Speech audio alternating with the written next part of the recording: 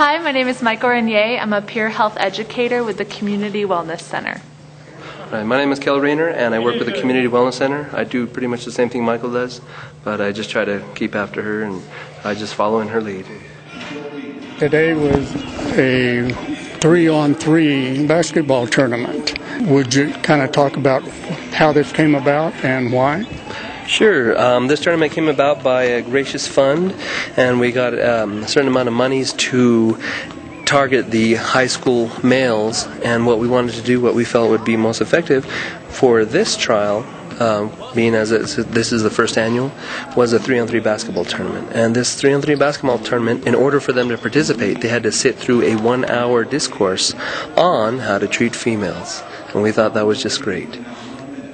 The organization promoting this is what? Well, it's several organizations here in Taos, so it's going to be the Community Wellness Center, the Department of Health, the Teen Clinic, which is located here at the high school, and then we had a male involvement group come up from Albuquerque, led by Brian Cerna, and then we also had a lot of support from the community. So Viva Sports pitched in for T-shirts and helped us fund some of the gift certificates, and so we just had a lot of help from them also, as well as staff from Taos High School. So we had a lot of support. So let's go back to your question. Each of the participants had to do what? Well, what they had to do was sit through a 1-hour discourse given by Brian Cerna, who's from Albuquerque, and he works with the Male Involvement Project with the New Mexico Health. And what he does is he goes and he does an outreach program funded by a grant also, where he targets males of various ages, and he gives a discourse which is visual because he uses the PowerPoint program, as well as music and as well as his own voice to help males be aware of certain problems in the community. One of them being just being controlling, how to be better in a relationship, how to treat your partner with respect and not control them. He brings to light certain issues which are very great but go unnoticed, especially like abuse, physical abuse, mental abuse, verbal abuse, and emotional abuse.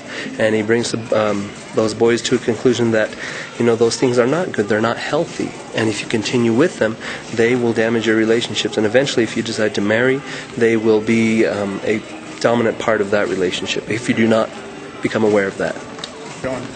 How does that tie in with the 3-on-3 basketball? So in order to participate in the tournament, the students had to come and sit through an hour-long presentation after school from 3 to 4. And then the tournament took place from 4 to 6. And only if you sat through the presentation could your team then participate in the tournament. Okay. How many students applied or turned out? And we had approximately 15 teams. Of three, yeah. Quite a few high school students. Yeah, so for this pilot project, we feel it's been very successful, you know.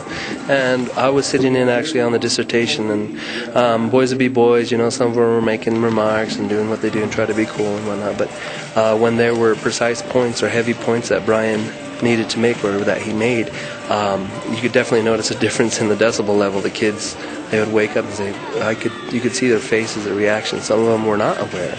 Some of them probably were thinking, wow, I do that or I do this, you know. So that was great, even of itself, that they're made aware of that.